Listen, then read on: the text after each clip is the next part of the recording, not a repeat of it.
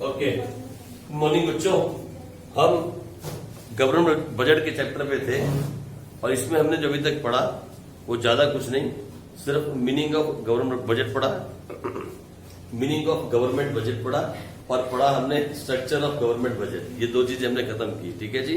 आओ अब तीसरे टॉपिक की तरफ चले, वो है डिफरेंस बिटवीन रेवेन्यू एक्सपेंडिचर और कैपिटल एक्सपेंडिचर।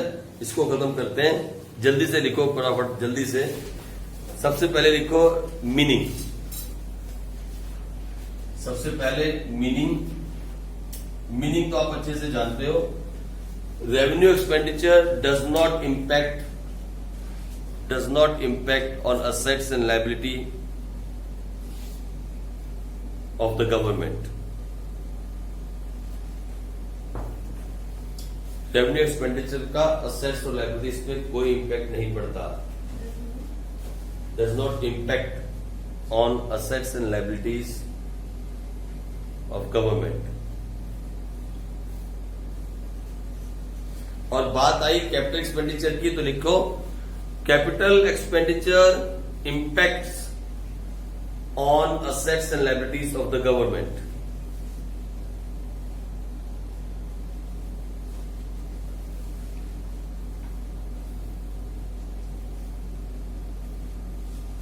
दूसरा पॉइंट सिग्निफिकेंस या इंपॉर्टेंस। सिग्निफिकेंस कहो या इंपॉर्टेंस को पहुंचेगी कैसे? सैलरी ट्यूशन है तो एक्टिवा पे आई, फिर भगाना मत जोर से, फिर भागने मत ले जाना उसको, आराम से जाना। लेकिन ठीक है, चलो। सिग्निफिकेंस। सिग्निफिकेंस का मतलब क्या? मतलब इंपॉर्टेंस। तो लिखो the main focus in revenue expenditure is the main focus in revenue expenditure is social welfare। Government जो भी रेवेन्यू एक्सपेंडिचर करती है उसका मेन मकसद होता है सोशल वेलफेयर। ठीक है जी, सोशल वेलफेयर। फाइन। और उसके अंदर the main focus in capital expenditure is GDP growth.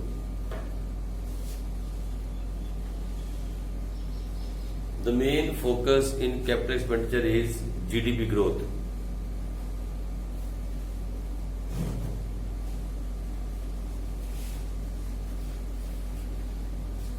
इसी में एक पॉइंट और लिखो नीचे, तीसरा। सिग्निफिकेंस में लिख लो तीसरा पॉइंट। ठीक है जी। लिखो high revenue expenditure by the government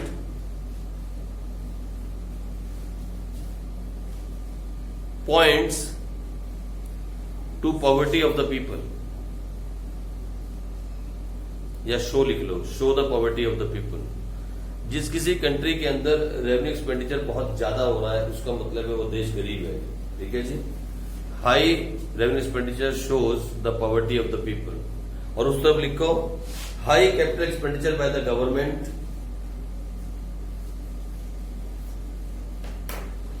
high capital expenditure by the government points बोलो क्या आएगा? अगर कोई गवर्नमेंट ज्यादा रेवेन्यू एक्सपेंडिचर कर रही है, मतलब ओल्ड एज पेंशन दे रही है और मतलब सैलरियां बांट रही है, इससे पता लगता है कि देश के अंदर जो है गरीबी है। ठीक है, पॉवर्टी है। फाइन। लेकिन अगर हाई कैपिटल एक्सपेंडिचर करती है उससे क्या होगा? क्या पॉइंट्स करेगा वो? है मतलब अगर कैपिटल एक्सपेंडिचर ज्यादा गवर्नमेंट कर रही है तो उससे क्या दिखेगा आपको? क्या हो रहा है? मतलब क्या चीज है? क्या चीज पॉइंट आउट करेगा वो? है ग्रोथ ज्यादा होगी। और लिखो points lack of private investment. Lack of private investment in the economy. यानी कहने का मतलब ये हुआ कि ये एक नंबर का क्वेश्चन बन गया। सुन लो मेरी बात, एक नंबर का क्वेश्चन बन गया। अगर कोई गवर्नमेंट रेवेन्यू एक्सपेंडिचर ज्यादा करती है तो मतलब देश गरीब है, और अगर कोई गवर्नमेंट कैपिटल एक्सपेंडिचर ज्यादा करती है तो उसका मतलब ये भी अच्छी बात नहीं है। इसका मतलब ये है कि जो प्राइवेट कंपनियां हैं वो लोग इन्वेस्टमेंट नहीं करना चाहते। लैक ऑफ प्राइवेट इन्वेस्टमेंट, दोनों चीजें खराब है इसका मतलब। ज्यादा वो करे वो भी गलत है और ज्यादा कैपिटल करे वो भी गलत है। ठीक है जी, हो गया खत्म। बस नेक्स्ट क्या था, एक और था, जल्दी से बताओ। नेक्स्ट एक और था हमारे पास, difference between revenue budget and capital budget. बिल्कुल सेम जो आपने लिखा, बिल्कुल सेम यही बातें। जहां एक्सपेंडिचर लिखा वहां बजट लिखना है। एक बार देखो जरा फटाफट जल्दी से। इसी में अगला topic, difference between revenue budget and capital budget. तो लिखो जल्दी से, बेसिस को छोड़ दो, सीधा लिखो। रेवेन्यू बजट इंक्लूड्स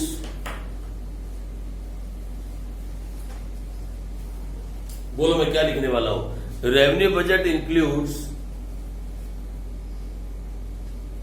दीदी जी, रेवेन्यू बजट इंक्लूड्स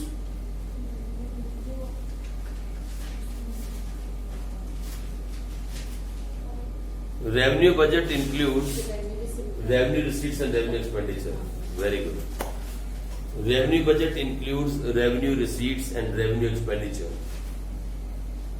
और उसके सामने क्या लिखोगे, capital budget includes and capital expenditure.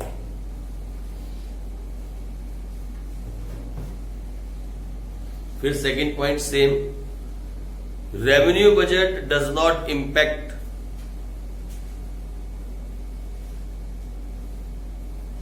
क्या, revenue budget does not impact, आज ही बोलो,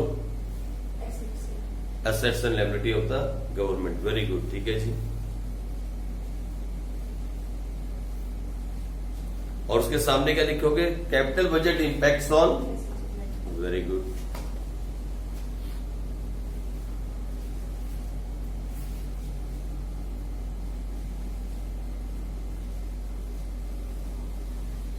रेवेन्यू बजट फोकस ऑन,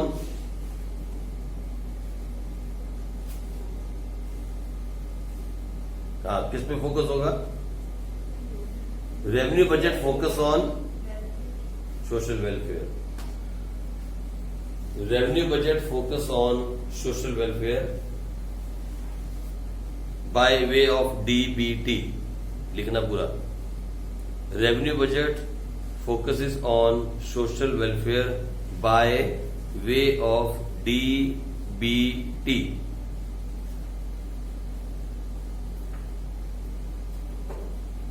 अब ये DBT क्या होता है, by way of DBT। सुनो मेरी बात, आजकल गवर्नमेंट ने सिस्टम चेंज कर दिया। DBT या कैपिटल, में बताता हूं क्या है ये। आजकल गवर्नमेंट ने सिस्टम चेंज कर दिया। पहले क्या होता था, पहले आपको सब्सिडीज दी जाती थी कैश में। मान लो आप गैस का सिलेंडर लेने गए, आम लोग, सबको मिलती है सब्सिडी गैस में, ठीक है ना, हम लोग भी लेते हैं, आप लोग भी लेते हैं। तो गैस की सब्सिडी आप लेने गए, सिलेंडर है 900 रुपए का, वो आपसे बोलेगा 700 दे दो। आप उसको क्या करोगे, 700 रुपए दे दो भाई, वो 200 आपसे वहीं के वहीं कम ले लेगा। पहले मालूम है लेने जाना पड़ता था, वो लंबी लाइन लगती थी, ऐसा सिलेंडर अपने आगे रख के खड़े रहते थे। याद है वो दिन किसी को आपको? आपने शायद वो दिन देखे नहीं है, क्योंकि आप अभी भी इसी दुनिया में आए हैं। आज से 15 साल 10 साल पहले की बात करता हूँ, 10 साल पहले, तब आप बहुत छोटे हो गए।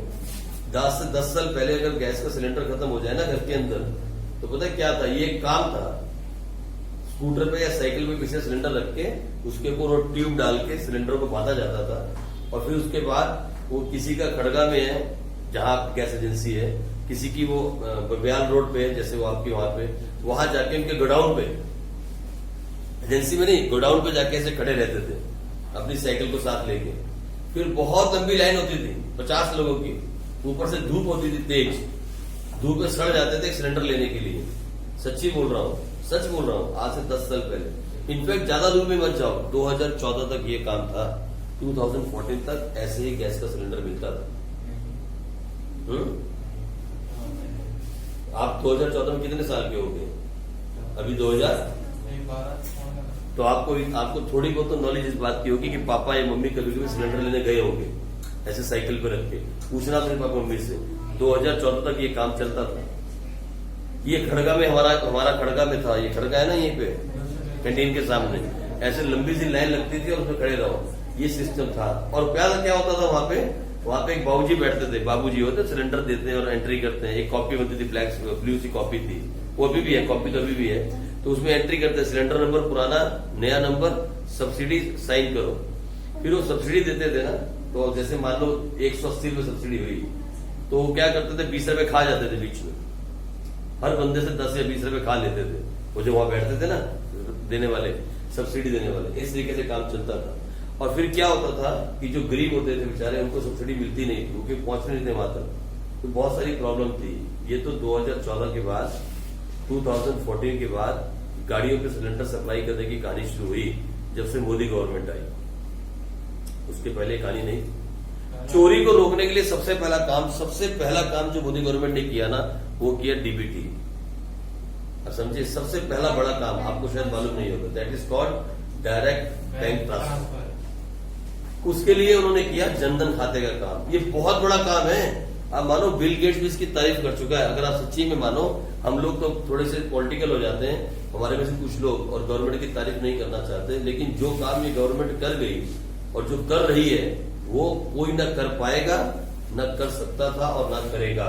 ये बात सच है, ये बात सच है। हाँ, थोड़ा सा वो हिंदू हिंदू राम राम वाली बात है, लेकिन वो सब ठीक है, वो भी होना जरूरी है। आप सोचो, सबसे बड़ा काम इन्होंने किया जनधन खाते खोलने का। हर गरीब का खाता होना जरूरी है। लोगों ने कहा पागलपन है, गरीब के पास तो पैसे नहीं है, खाता खोल के क्या करवाओगे? तो उसने दूसरा काम किया डीबीटी का, डायरेक्ट बैंक ट्रांसफर। आज आपके यहाँ पे सिलेंडर आता है, आप उसके पैसे देते हो और सब्सिडीज का अमाउंट आपके सीधे अकाउंट में आता है। मालूम है आपको? कभी नोट कर लो। यानी वो 1 रुपया भी जो है ना, बाबू बैठा है जो वहां पे, वो आपको 1 रुपया भी नहीं खा सकता। Whatever is the subsidy to you will be go directly in your account. इससे क्या हुआ? चोरी बच गई। एक तो चोरी, ऊपर से सीना चोरी होती थी, लाइनें लगती थी, धूप में लोग गिर रहे हैं सिलेंडर के साथ साथ, चक्कर आ गए। ये काम मैंने खुद देखे अपनी आंखों के सामने। ये सब हट गया। घर पे आपके डिलीवर हो रहा है सब कुछ। आप घर बैठे बैठे बिजली के बिल भर रहे हो, घर बैठे बैठे इंटरनेट के बिल भर रहे हो।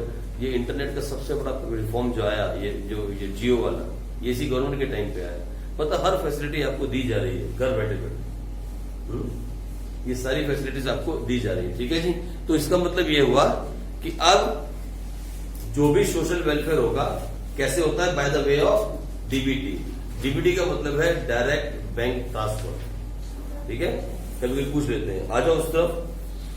कैपिटल बजट फोकस ऑन, निकल जाओ। Capital budget focus on GDP growth. पर गेट बंद कर देना। Capital budget focus on GDP growth, लिख लो फटाफट। आगे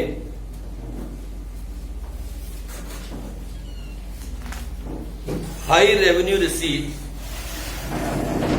high revenue receipts, next point, high revenue receipts in the revenue budget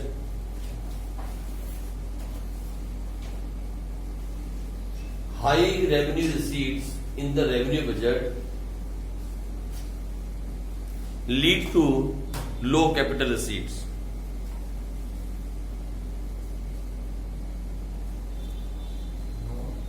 Low capital receipts in the capital budget. In the capital budget. It is a sign of growing economy.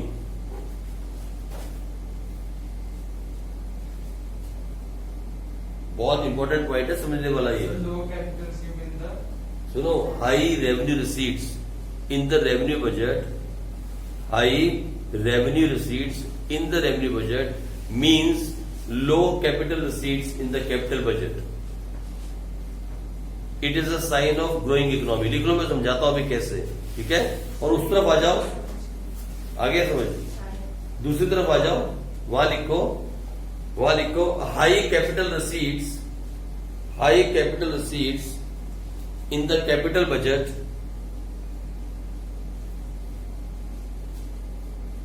In the capital budget means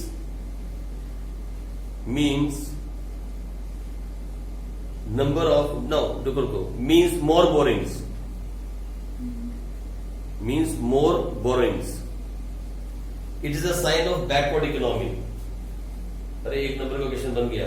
It is a sign of backward economy.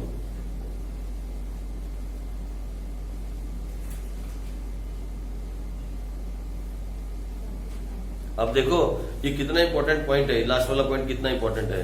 अगर किसी भी देश के अंदर revenue receipts ज्यादा है, देखो क्या होता है, दो चीजें होती है बजट में, एक रेवेन्यू रिसीट्स और एक कैपिटल रिसीट्स। दोनों को मिला के क्या बनता है, टोटल रिसीट्स। गवर्नमेंट के पास टोटल पैसा क्या होता है, गवर्नमेंट कितना पैसा टोटल आया means revenue receipts plus capital receipts. आप समझना, ये देखो ये है टीआर मींस टोटल रिसीट्स। किसी गवर्नमेंट की टोटल रिसीट्स है मान लो 5 करोड़, एज्यूम करो एग्जांपल, कितनी है 5 करोड़। इसमें रेवेन्यू रिसीट्स कितनी है, रेवेन्यू रिसीट्स मतलब कितना पैसा गवर्नमेंट को टैक्स से आया या नॉन टैक्स से आया, वो है 3 करोड़। और कैपिटल रिसीट मतलब गवर्नमेंट ने कितना बोरो किया, वो है 2 करोड़। इन दोनों को मिला के बन गया 5 करोड़। भाई किसी भी बजट के अंदर अगर रेवेन्यू रिसीट्स ज्यादा है, ज्यादा दिख रही है, तो उसका मतलब है लेस ऑफ कैपिटल रिसीट्स। आप समझे, अगर रेवेन्यू रिसीट्स ज्यादा है तो इसका मतलब है कैपिटल रिसीट्स कम है, और ये साइन है ग्रोइंग इकोनॉमी का, यानी वहां के लोग टैक्स ज्यादा भर रहे हैं, वहां इनकम ज्यादा हो रही है, गवर्नमेंट को बोरो नहीं करना पड़ रहा है। क्योंकि कैपिटल रिसीट्स में ज्यादा क्या आता है, बोरो मनी, पैसा जो गवर्नमेंट उधार लेती है। अगर गवर्नमेंट पैसा ज्यादा उधार ले रही है तो उस पैसे को बाद में चुकाना पड़ेगा। आप समझे मेरी बात, उसे बाद में चुकाना पड़ेगा। वो एक बैकवर्ड इकोनॉमी का साइन है। इसका मतलब ये है कि गवर्नमेंट को अपना देश चलाने के लिए पैसा उधार लेना पड़ रहा है। जैसा कि आज पाकिस्तान के हालात हैं, आप देख रहे हो, यहां से उधार ले रहा है, उसको दे रहा है, उससे ले रहा है, उसको दे रहा है, ये काम कर रहा है। उसके बाद अपना टैक्स नहीं है, अपना खुद का टैक्स भी उसके पास देने के नहीं, इतना टैक्स नहीं है कि अपना काम चला सके। तो किसी भी देश की गवर्नमेंट के अंदर अगर रेवेन्यू रिसीट्स ज्यादा हो जाए और कैपिटल रिसीट्स कम हो जाए, it's a sign of growing economy. क्योंकि रेवेन्यू रिसीट्स क्या होते हैं, टैक्स और नॉन टैक्स रेवेन्यू। और टैक्स कौन भरता है, कौन भरता है टैक्स, चाहे टैक्स हो या नॉन टैक्स हो, कौन भरता है, आप लोग, पब्लिक। और पब्लिक टैक्स कब भरेगी, जब इनकम कमाएगी। इसका मतलब अगर किसी गवर्नमेंट के पास रेवेन्यू रिसीट्स बढ़ रहे हैं तो इसका मतलब यह है कि लोगों का स्टैंडर्ड ऑफ लिविंग भी तो बढ़ रहा है, तभी तो लोग टैक्स भर रहे हैं। गवर्नमेंट आपके सिर पे बंदूक रख के टैक्स नहीं लेती है आपसे, कभी लेती है, आया हुआ आज तक आपके घर पे बंदूक लेके टैक्स दे दो, नहीं लेती है। आप जो इनकम कमाते हो उस पर टैक्स भरते हो, आपके पापा। अगर कल आज के बाद आपके पापा 40,000 रुपए टैक्स भरते हैं एक साल का, 40,000 टैक्स भरते हैं, और अगले साल से आपके पापा 80,000 टैक्स भर रहे हैं, इसका मतलब क्या, इसका मतलब क्या, इनकम बढ़ी तो टैक्स बढ़ा ना। समझे मेरी बात आप। अगर गवर्नमेंट का रेवेन्यू टैक्स कलेक्शन बढ़ता है, ये बढ़ता है रेवेन्यू रिसीट्स, इसका मतलब है इकोनॉमी ग्रो कर रही है। और जितना ये बढ़ेगा उतना गवर्नमेंट को कम बोरो करना पड़ेगा। मान लो अब इसी केस में ये बढ़ के 4 हो जाए और ये टोटल 5 है, तो बोलो कितना आ जाएगा कैपिटल रिसीट्स। इसका मतलब गवर्नमेंट को बोरो करना पड़ा, उधार लेना पड़ा सिर्फ 1 करोड़। जितना ये बढ़ता जाएगा और ये घटता जाएगा, उसका मतलब ये है कि जो इकोनॉमी है देश की वो ग्रो कर रही है। It's a sign of growing economy. और जितना ये बढ़ता जाएगा, ये वाला बढ़ेगा और ये घटेगा, इसका मतलब it's a sign of backward economy. जो आज पाकिस्तान के साथ है, बांग्लादेश के साथ है, श्रीलंका के साथ है, उनका कैपिटल रिसीट्स ज्यादा है, मतलब they are borrowing money from other peoples. Borrow करके उधार लेके जिंदगी चला रहे हैं।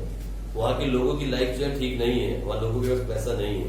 ये अगर मान लो 4 करोड़ हो जाए और ये 1 करोड़ रह जाए, अगर इस तरीके से बन जाए, टोटल अभी भी 5 करोड़ है, लेकिन इसका मतलब ये है कि लोगों ने टैक्स का कितना दिया और गवर्नमेंट ने लोगों से उधार कितना मांगा, देशों से 4 करोड़। ये साइन है बैकवर्ड इकोनॉमी का। It's a sign of backward economy. ठीक है जी, समझ गए आप। ये बैकवर्ड इकोनॉमी का साइन हो गया, मतलब ये पिछड़ी हुई इकोनॉमी है जिसकी स्टोरी हम कर रहे हैं। और यही कहानी अगर ऐसे हो जाए, it's a sign of growing economy. क्योंकि वही देश, वही लोग टैक्स देते हैं जिनके पास इनकम होती है।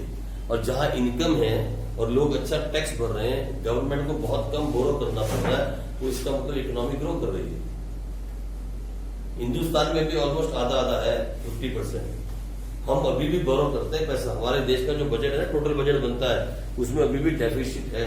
आप कभी ऐसा मत समझना कि जो हिंदुस्तान में बजट बनता है वो सारा का सारा बजट जो है हम अपने पैसे से पूरा कर लेते हैं ना। आज भी वर्ल्ड बैंक से पैसा उधार मांग के हम अपने 1 साल के खर्चे पूरे करते हैं। अगर करप्शन को हटा दिया जाए तो हमें सब कुछ मांगना ना पड़े।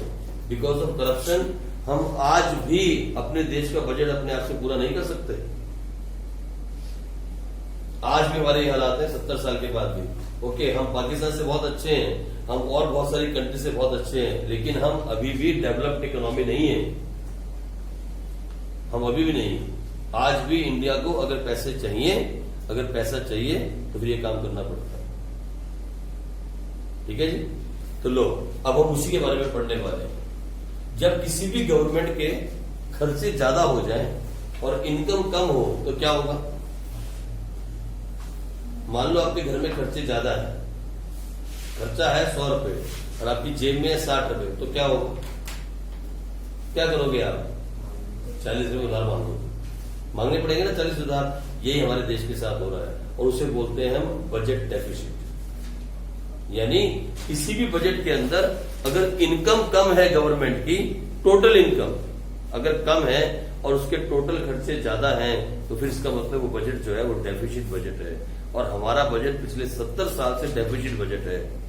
आज तक हमारा बजट सरप्लस नहीं आया या नॉर्मल बजट नहीं आया। 3 तरह के बजट होते हैं, एक नॉर्मल बजट, एक सरप्लस बजट, एक डेफिसिट बजट। मतलब नॉर्मल मैंने जहां इनकम एक्सपेंडिचर बराबर है, सरप्लस मैंने इनकम हमारे पास ज्यादा है और खर्चा हमारा कम है, और डेफिसिट मैंने खर्चे हमारे ज्यादा है पर इनकम हमारी कम है। तो हम डेफिसिट बजट में चल रहे हैं पिछले 70 साल से। एक भी साल ऐसा नहीं हुआ जब हमारा बजट नॉर्मल आ गया हो, बैलेंस्ड आ गया हो, जिसे बैलेंस कह सकते हो, बैलेंस्ड आ गया हो या सरप्लस आ गया हो। लेकिन बहुत बड़ी बड़ी कंट्रियां, वो अमेरिका, वो ऑस्ट्रेलिया, वो कनाडा, ये सब जो है ये या तो बैलेंस बजट में है या फिर सरप्लस बजट में है, क्योंकि यहाँ करप्शन नहीं है। हमारे यहाँ सरप्लस बजट आ नहीं सकता क्योंकि हर एक नेता का अकाउंट है स्विस बैंक के अंदर, तो सरप्लस बजट तो कभी आ नहीं सकता, बैलेंस भी नहीं आ सकता बिकॉज ऑफ करप्शन। ठीक है जी। तो लो, हम अगला टॉपिक यही पढ़ने वाले हैं। आ जाओ, इसको खत्म करें। नेक्स्ट टॉपिक क्या था जी? डेफिसिट एंड इम्प्लीकेशन आया ना, ये वही टॉपिक आ गया, डेफिसिट एंड इम्प्लीकेशन। इसी को करेंगे। आ जाओ, डेफिसिट मैंने आपको बता दिया, मतलब घाटा। डेफिसिट लो, लिख लो, बजट डेफिसिट। डेफिसिट मैंने कम होना, बजट डेफिसिट लिखो फटाफट जल्दी से। DEFICIT, यही है DEFICIT। चलो आ जाओ, डेफिसिट के बारे में मैंने आपको बता दिया। किसी भी कंट्री के अंदर अगर खर्चा ज्यादा और इनकम कम हो, जिस किसी भी बजट के अंदर इनकम कम हो और खर्चे ज्यादा हो, उसे बोलते हैं डेफिसिट बजट। लेकिन बजट 3 तरह के होते हैं, मैंने आपसे कहा, एक बैलेंस बजट, एक सरप्लस बजट, एक डेफिसिट बजट। इंडिया का बजट जो है, पिछले जब से इंडिया आजाद हुआ तब से डेफिसिट बजट ही चल रहा है। आज तक हम बैलेंस में भी नहीं आए और सरप्लस में भी नहीं आए। हम आज भी लोगों से पैसा उधार मांग के अपने घर के खर्चे पूरे करते आ रहे हैं और यही काम चलता रहेगा जब तक आप लोग पॉलिटिक्स में नहीं आओगे और आप ईमानदारी से काम नहीं करोगे। ये तब तक चलता रहेगा, है ना। अब सोचो, आज भी इतने सालों के बाद जब आप इस रोड पे घूमने के लिए निकलते हो और आप पैदल चलते हुए भी गड्ढे आपके पैरों में चले, मतलब पैर आपके गड्ढे में चले जाए, कैसा महसूस करते हो आप? यानी इतने साल आजादी के बाद भी एक अच्छी रोड भी आपको अभी तक नसीब नहीं होती। हर साल ये रोड बनती है, मालूम है आपको? हर साल देखा, every year they prepare this road, every year. ये जो वाली आर्मी की रोड जो है ज्वाइन करती है ना, देखिए टूटी पड़ी है, और देखना हर साल बनती है। लेकिन इतनी करप्शन है, इतनी करप्शन है, और सबसे ज्यादा करप्शन पता है कहाँ है? सबसे ज्यादा करप्शन इंडियन आर्मी के अंदर। सबसे ज्यादा करप्शन इंडियन आर्मी में है। सबसे ज्यादा करप्शन अगर डिपार्टमेंट में है तो वो है इंडियन आर्मी डिपार्टमेंट, सबसे ज्यादा।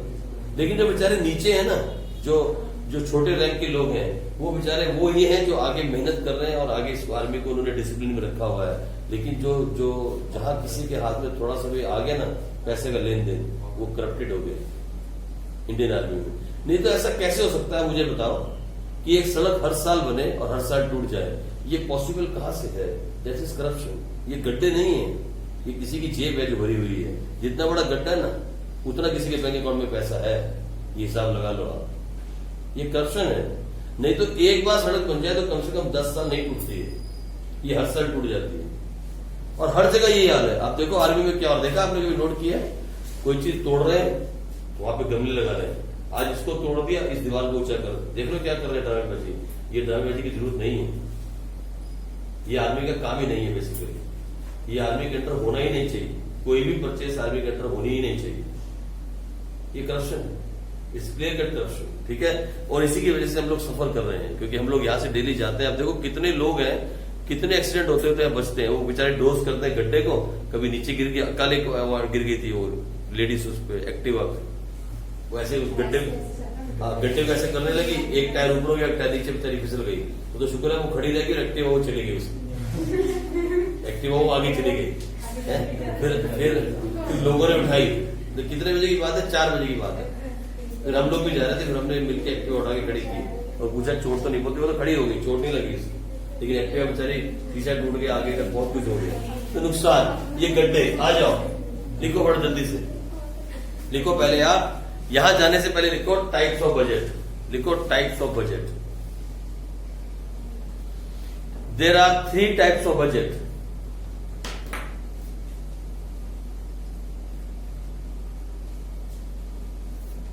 इसमें जाने से पहले लिखो types of budget. There are 3 types of budget. One is balanced budget, सबसे पहले बैलेंस्ड बजट। अब वो क्या होता है? मैंने अभी आपको कहा, when the total estimated receipts is equal to total estimated expenditure in one fiscal year is called balance budget. When, ये लो ऐसे कर लो, when total receipt is equal to total expenditure, ये बैलेंस बजट है, इसे कहते हैं balance budget. When TR is equal to TE, TR means total revenue, TE means total expenditure. Total revenue में दोनों आ गए, कौन कौन से? बोलो, टोटल रेवेन्यू में कौन कौन से आ गए? रेवेन्यू वाला भी और कैपिटल रेवेन्यू दोनों आ गए, ठीक है जी। This is called total revenue, TR, total receipts. Total receipts is equal to total expenditure. When total receipts is equal to total expenditure, इसमें दोनों आ गए, रेवेन्यू रिसीट्स भी आ गई और कैपिटल रिसीट्स भी आ गई, ठीक है। अब दूसरा बजट है हमारे पास सरप्लस बजट। सरप्लस बजट में जो टोटल रिसीट्स हैं वो ज्यादा है टोटल एक्सपेंडिचर से। TR is greater than TE। जो टोटल रिसीट्स है वो ज्यादा है, मतलब आमदनी ज्यादा खर्चा कम, इसे बोलते हैं सरप्लस बजट, ठीक है जी। और तीसरा बजट आता है हमारे पास डेफिसिट बजट, जिसके अंदर टोटल रिसीट्स कम है और टोटल एक्सपेंडिचर ज्यादा। समझने के लिए क्या है, डेफिनेशन क्या लिखी है, लिख लो आपके सामने। ये वाला बजट इंडिया का बजट है, ये है इंडियन बजट। ये बजट बनता है हमारे पिछले इतने साल जब से आजाद हुए,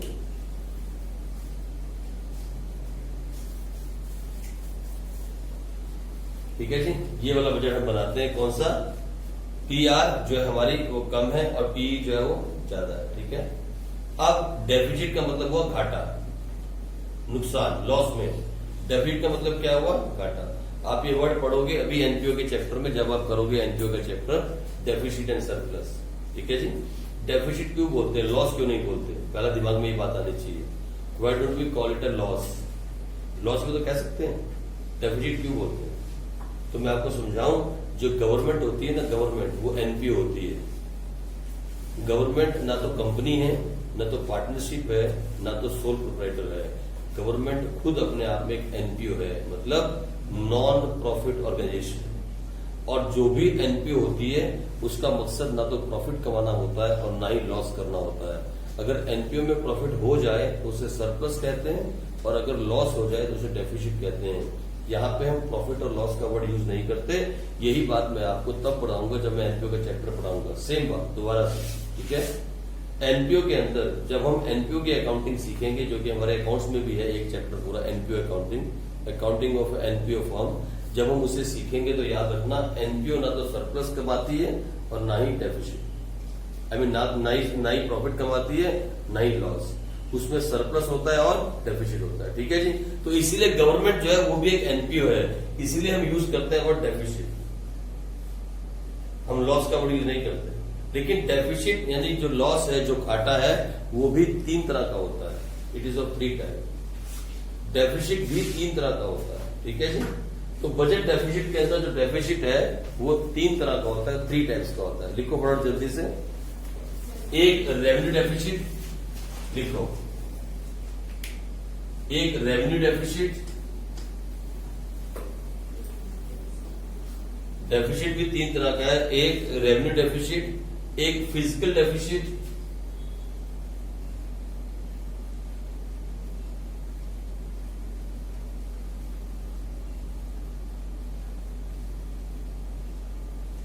और तीसरा प्राइमरी डेफिसिट। तीसरा कौन सा है? Primary deficit. प्राइमरी डेफिसिट 3 तरह। इन तीनों को आपको अच्छे से समझना पड़ेगा, क्योंकि इन तीनों के अंदर से एक प्रैक्टिकल क्वेश्चन भी आता है। इसके कुछ न्यूमेरिकल क्वेश्चंस भी मैं आपको करवाऊंगा। इस चैप्टर में से 2 नंबर का न्यूमेरिकल भी बनता है। लेकिन पहले what is the meaning of revenue deficit and it's implication? What is the meaning of physical deficit and it's implication? What is physical FISCAL? What is the meaning of primary deficit and it's implication? पहले ये आपको करना है, ठीक है जी। बहुत important है, paper में आता है। और फिर हाउ टू कैलकुलेट देम, इनको कैलकुलेट कैसे करते हैं, लेकिन सिंपल है, समझ में आता है। तो लिखो meaning of revenue deficit. Meaning of revenue deficit, when the government total revenue expenditure is more than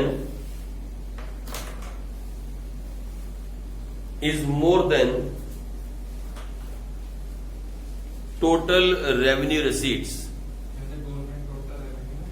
Total revenue expenditure is more than total revenue receipts is called revenue deficit.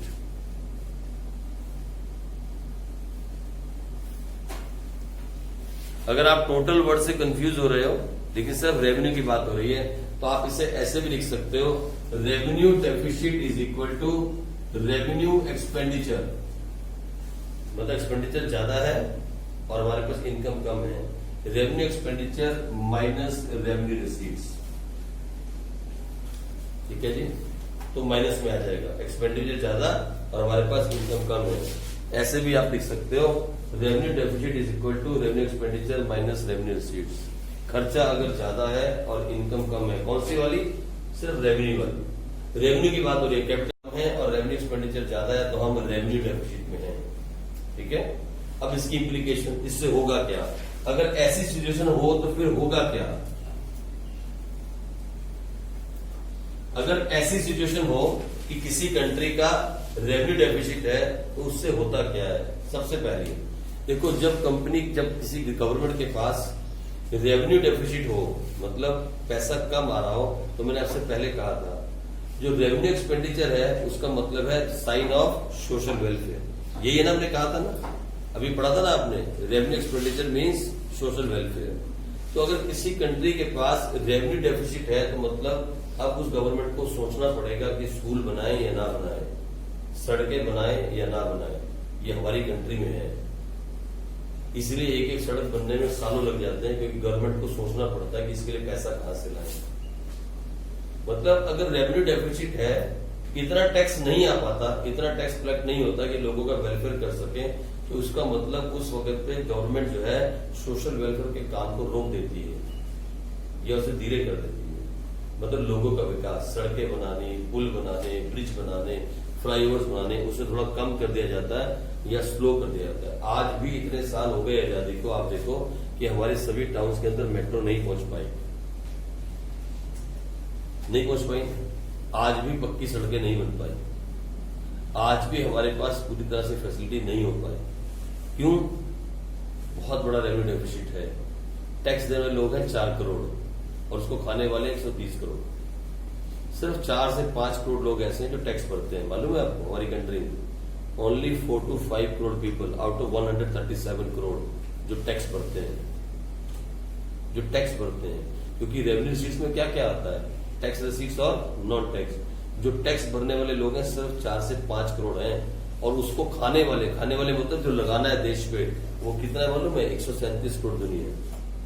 उसमें से 5 करोड़ लोग टैक्स भरते हैं, बाकी कोई tax नहीं भरते, सब टैक्स की चोरी करते हैं।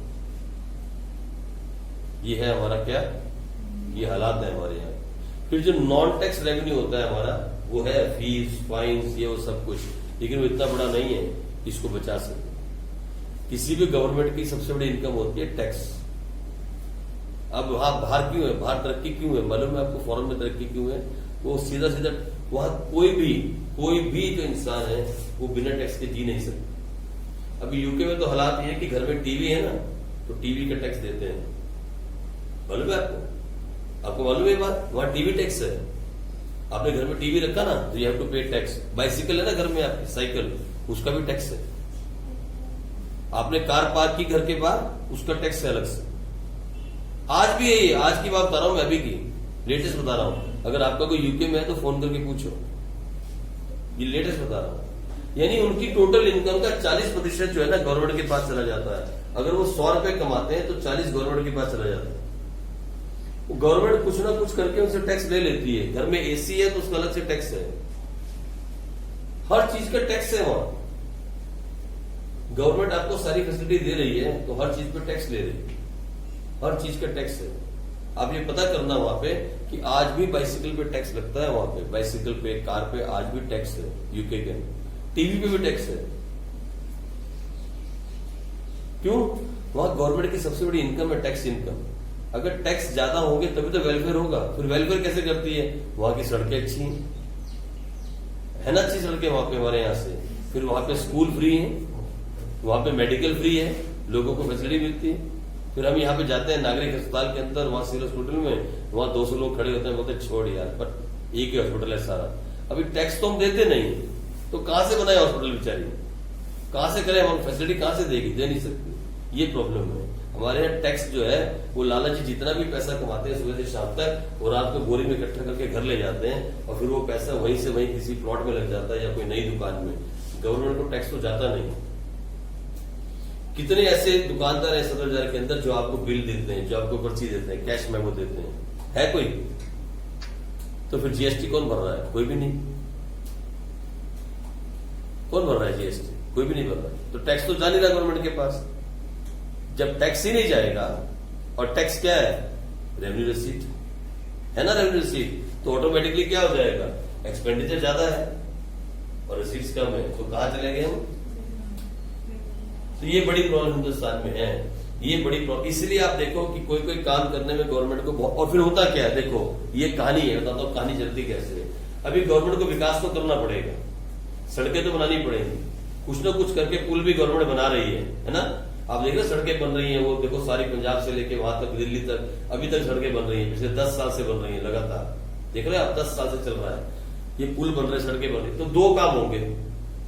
अभी गवर्नमेंट को सोशल वेलफेयर के लिए काम करना है, लोगों को पेंशन भी देनी है, बुढ़ापा पेंशन देनी है, लोगों को ओल्ड एज को देनी, क्या बोलते हैं, विधवा पेंशन देनी, बहुत सारी पेंशन है देनी है गवर्नमेंट को। पैसा चाहिए उसके लिए, टैक्स हमारे पास कम है, कलेक्शन कम है, हम डेफिसिट में खड़े हैं।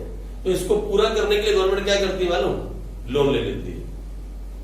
मैं बताता हूं सर्कल चलता कैसे, क्यों कंट्री बाहर नहीं आ पाती? लोन ले लिया, लोन लेके कर दिया पूरा। अब लोन लिया तो उस पर क्या देना पड़ेगा, और इंटरेस्ट क्या है? Revenue payment. इंटरेस्ट क्या होता है? एक्सपेंस है ना इंटरेस्ट, तो वो क्या है? Revenue payment, revenue expenditure. लो, पहले तो हमने रेवेन्यू डेफिसिट को पूरा करने के लिए लोन लिया, अब लोन पे देना पड़ा इंटरेस्ट, फिर क्या बढ़ गया? रसीट्स और कम है, फिर क्या बढ़ता जा रहा है? डेफिसिट। फिर इसको पूरा करने के लिए क्या किया? दूसरा लोन लिया। ये कहानी ऐसी है, इट्स कॉल्ड डेट ट्रैप। ये है डेट ट्रैप, ये एक जाल है। इस जाल के अंदर से हम निकल नहीं पा रहे हैं और कभी भी नहीं निकल पाएंगे जब तक हम लोग ईमानदारी से अपना टैक्स नहीं भरेंगे सारे के सारे। ये जो ट्रैप है ना, डेट ट्रैप, इसमें से जाल में से निकल नहीं पाएंगे। ये ऐसा जाल बुना हुआ है कि ये सर्कल चल रहा है, ये कभी भी पूरा नहीं हो सकता, चाहे जितनी भी मेहनत गवर्नमेंट कर ले।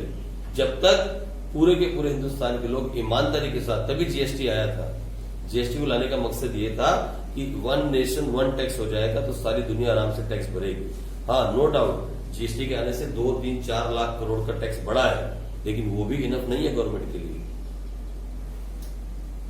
हम ईमानदारी से अगर अपना टैक्स भर दें तो हमारे देश में भी सारी फैसिलिटी मिल सकती है। एक टैक्स भरते हैं हम और एक करप्शन हट जाए, 2 काम अगर हट जाए तो हमारा ये डेफिसिट पूरा हो सकता है। लेकिन आज हम अभी इसी सिचुएशन में हैं, हमारे पास आज भी रेवेन्यू डेफिसिट है, क्योंकि रेवेन्यू रिसीट्स जो है गवर्नमेंट की वो कम है और जो रेवेन्यू एक्सपेंडिचर है वो ज्यादा है। और इसकी पहली इंप्लीकेशन ये है कि इसका सीधा इफेक्ट पड़ता है लोगों के सोशल वेलफेयर के ऊपर। ठीक है जी, तो लिखो पहली इंप्लीकेशन। आओ चले लिखो इंप्लीकेशन, फिर खत्म करेंगे, आज इतना ही करेंगे। लिखो फटाफट। Because of RD, because of RD मतलब revenue deficit, the government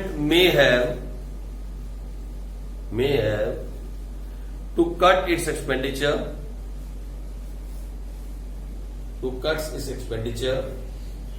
on social welfare programs in the country.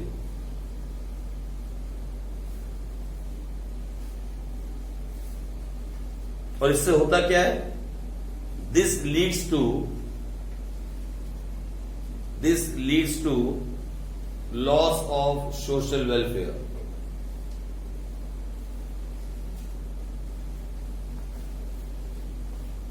ये इसकी पहली इंप्लीकेशन है। समझ में आ गई बात आपको? पहली इंप्लीकेशन। अच्छा, अभी सुनो मेरी बात। इनकम कम है, खर्चा ज्यादा है। इनकम कम है, खर्चा ज्यादा है, तो पहला तो ये हो गया कि सोशल वेलफेयर गवर्नमेंट रोक देगी। लेकिन कुछ एरिया ऐसे हैं जहां पे गवर्नमेंट को करना ही पड़ेगा, नहीं तो फिर गवर्नमेंट को लोग वोट नहीं देंगे। वोट भी चाहिए ना हमारे देश में, तो वो भी नहीं देंगे। ठीक है जी, तो अब गवर्नमेंट क्या करेगी? अपनी सेविंग खाएगी। देखो number 2, implication number 2, it implies that government is using up their saving to finance the revenue expenditure.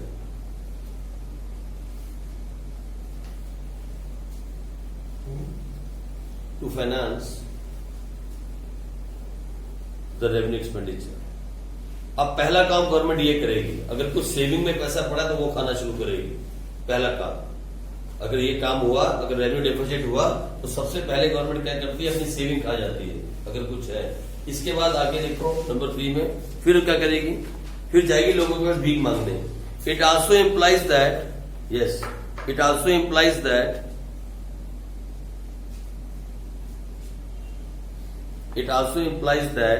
government will finance its revenue deficit from capital receipts.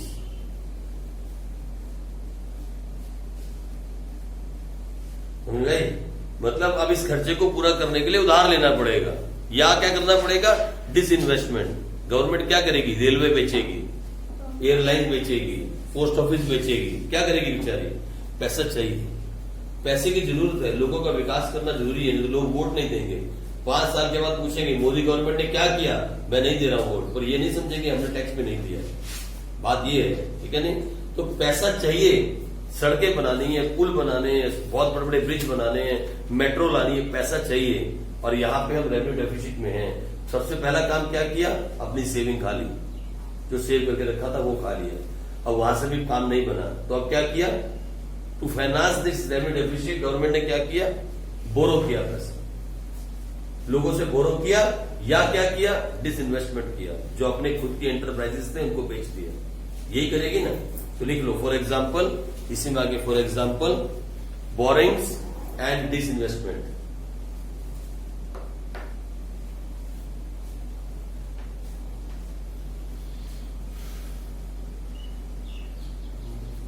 Borings and disinvestment, ठीक है? 2 काम करेगी। अब इससे क्या होगा? बोरो करेगी तो क्या होगा? कुछ बोरो करेगी तो क्या होगा? बढ़ेगी लायबिलिटी फिर से, या तो लायबिलिटी बढ़ेगी, असेट्स घटेंगे, और उस लायबिलिटी के अंदर इंटरेस्ट की बिल पेमेंट करनी पड़ेगी, फिर एक्सपेंडिचर बढ़ गए। अब समझ के बात को, इससे होगा, लिखो it implies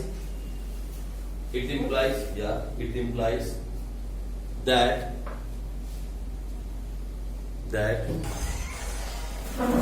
the liabilities of the government, it implies that the liabilities of the government will increase. It implies that the liabilities of the government will increase, and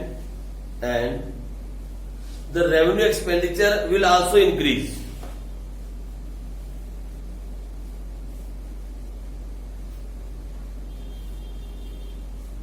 मालूम चला कैसे? एक तो लायबिलिटी बढ़ गई, पैसा उधार लेने से दो चीजें बढ़ती हैं, एक तो आपने किसी से लोन लिया, क्या बढ़ गया? लायबिलिटी, और दूसरा एक चीज और बढ़ गई साथ में, क्या? Revenue expenditure. कैसे? अब उस पैसे पे पैसा तो चुकाना ही पड़ेगा भैया, हंस के खेल के पैसा तो चुकाना ही चुकाना है, लेकिन साथ में उस पैसे पे क्या देना पड़ेगा? ब्याज, और जो इंटरेस्ट है वो क्या है? Revenue expenditure. यानी एक तो हमने गलती ये की कि हमारे पास पहले पैसा कम था, हम डेफिसिट में थे, पहले अपनी सेविंग खाई, फिर लोगों से उधार मांगा, लोगों से मतलब देश से, आरबीआई से उधार मांगा। उधार मांगने से हमने एक तो अपने सिर पे बढ़ा दी कैपिटल रिसीट्स, वो बढ़ गई, हमारी लायबिलिटी बढ़ गई, ठीक है जी। और ऑन टॉप ऑफ दैट उस लायबिलिटी के ऊपर हमें इंटरेस्ट देना पड़ा, फिर हमारा एक्सपेंडिचर बढ़ गया। आई बात समझ में? ठीक है जी। चलो एक और लिखो, पॉइंट खत्म करें, आगे लिखो, use of more capital receipts, use of more capital receipts leads to an inflationary situation in the country. Inflation माने महंगाई, inflationary situation in the economy. INFLATIONARY, inflationary. Inflation से बना inflationary situation in the economy. अब पता है ये भी एक कहानी होती है, ये इसका ड्रॉबैक और है, जब हम लोगों से उधार लेती है ना गवर्नमेंट, जब गवर्नमेंट लोगों से उधार लेती है तो पैसा आ गया लोगों के से, मतलब मान लो गवर्नमेंट के पास डेफिसिट थी, कितनी डेफिसिट थी? मान लो 5 करोड़, गवर्नमेंट गई भागे आरबीआई के पास, मुझे 5 करोड़ चाहिए, मेरे पास डेफिसिट है, खर्चा पूरा करना है, दे दिया आरबीआई ने 5 करोड़, बोला इतने % इंटरेस्ट लूंगा। एक तो गवर्नमेंट का क्या बढ़ गया? कैपिटल रिसीट्स बढ़ गई, मतलब लायबिलिटी भी बढ़ गई, अब उसके ऊपर इंटरेस्ट देना है, फिर एक्सपेंडिचर भी बढ़ गया। लेकिन साथ में एक तीसरा नुकसान भी होता है, इससे इन्फ्लेशन भी बढ़ता है। जितना ज्यादा पैसा गवर्नमेंट के पास आता है, गवर्नमेंट उतना पैसा खर्च करती है, यानी मार्केट में डिमांड बढ़ जाती है, और डिमांड के बढ़ने से इन्फ्लेशन बढ़ जाता है। ये भी एक नुकसान होता है इस चीज का, ये भी एक नुकसान है। ठीक है जी। चलो बस इतनी इम्प्लीकेशन बहुत थी, बाकी आगे कल करेंगे। अब जाओ, मिलेंगे परसों, ठीक है जी। चलो टैक्स बढ़ाती है ना।